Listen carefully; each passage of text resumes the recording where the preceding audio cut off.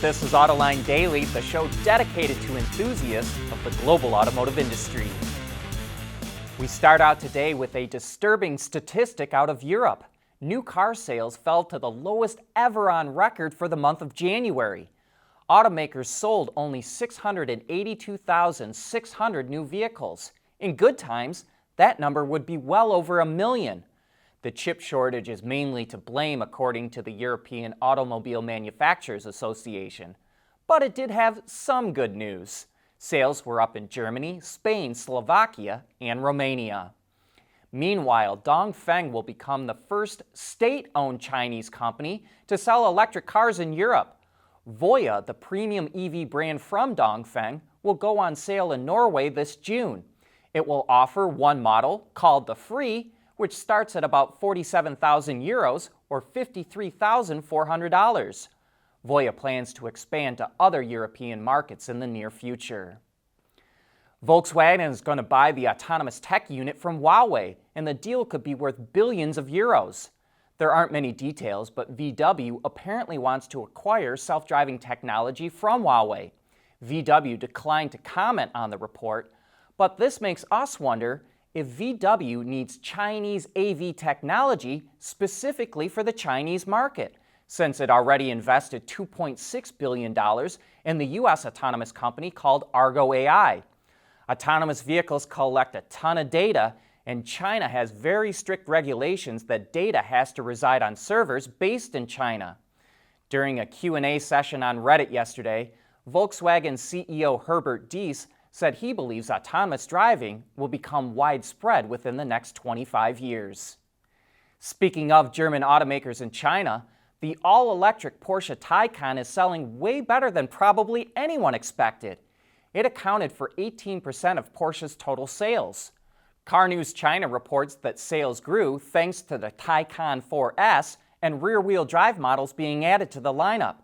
They are lower-priced versions of the car, but still cost over $100,000 in China.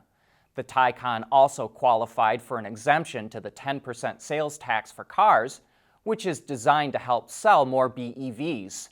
Most interesting is that the average age of Taycan buyers in China is only 30 years old, and the average age for other Porsches is only 35.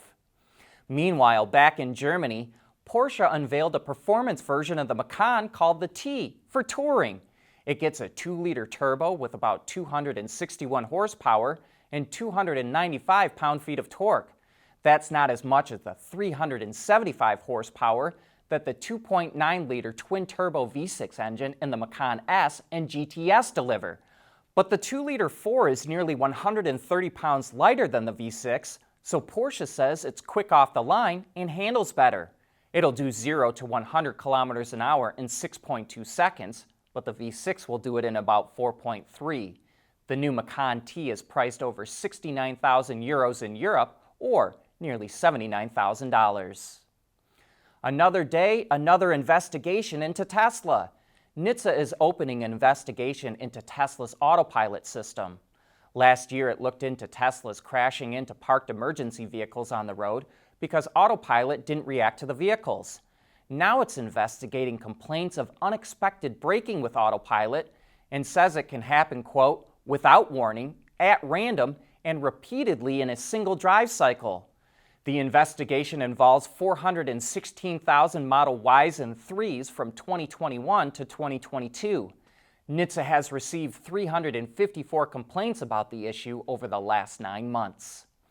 And speaking of Tesla, we had a viewer ask why we haven't reported on Tesla being sued by the state of California over alleged racial discrimination at its Fremont factory. Well, all automakers get sued almost every day of the week, and so far, this latest lawsuit is an accusation. If Tesla is found guilty, we'll definitely report on it.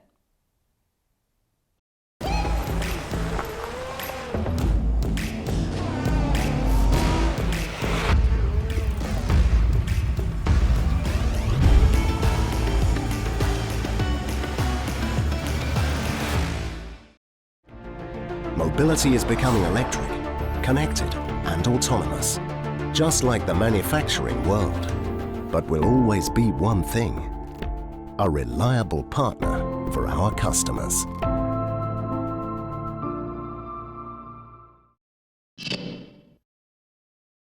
Many drivers will shut off safety-related systems because they find the warnings intrusive or annoying.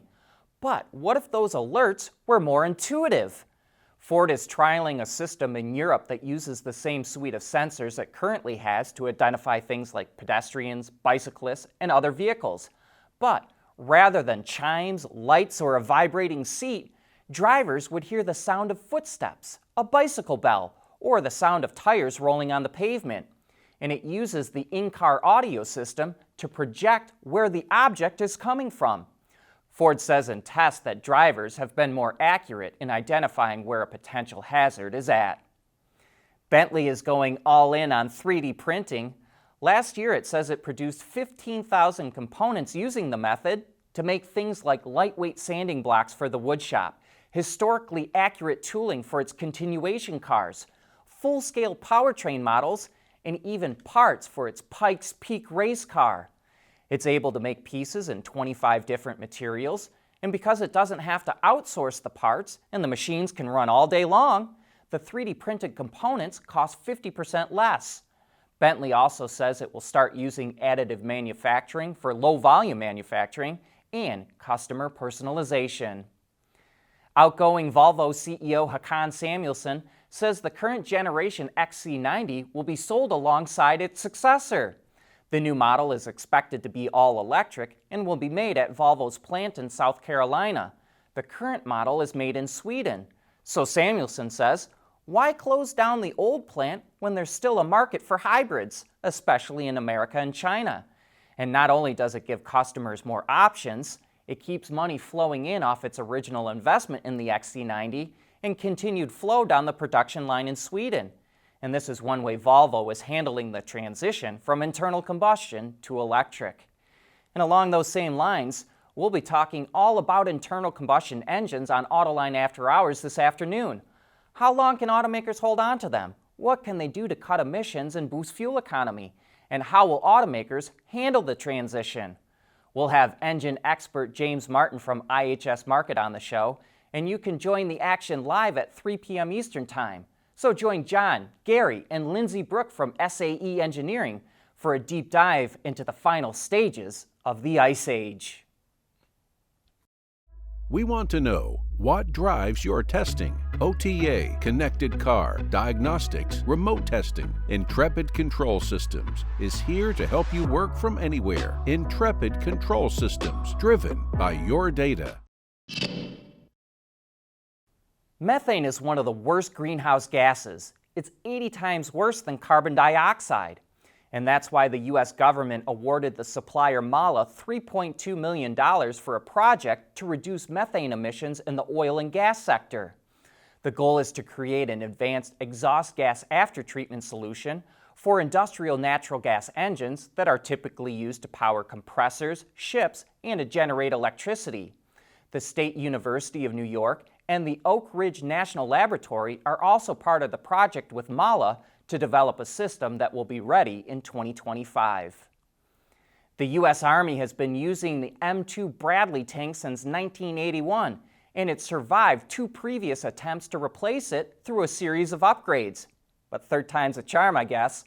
Officials say the M2 Bradley has reached its technological limits and can no longer accommodate new electronics, armor, and defense systems for modern military operations. So the Army is launching a competition to develop the Optionally Manned Fighting Vehicle, or OMFV. 5 teams have entered the competition, and some of the requirements include the ability to hold at least 6 soldiers, but operate with no more than 2, and the ability to be controlled remotely. And the way it talks about power requirements, fuel cells sound like the perfect application. That and autonomous capabilities are likely why General Dynamics Ground Systems, one of the 5 teams, announced it's partnering with GM Defense to help it develop an OMFV. The winner should be picked in 2027, and the vehicles are expected to be in operation before the end of the decade.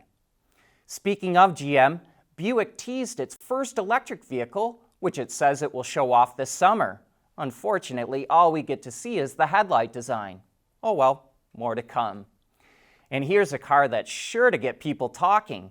It's based on the M version of BMW's all-wheel drive 8 Series, but features paint and interior inspired by artist Jeff Koons. And it looks like something right out of an old comic book with bright colors and snappy graphics.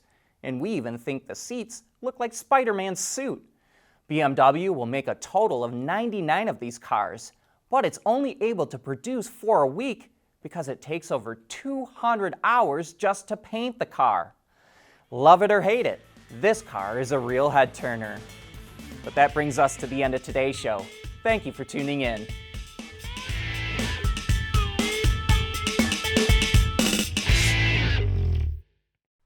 Autoline Daily is brought to you by Bridgestone, solutions for your journey.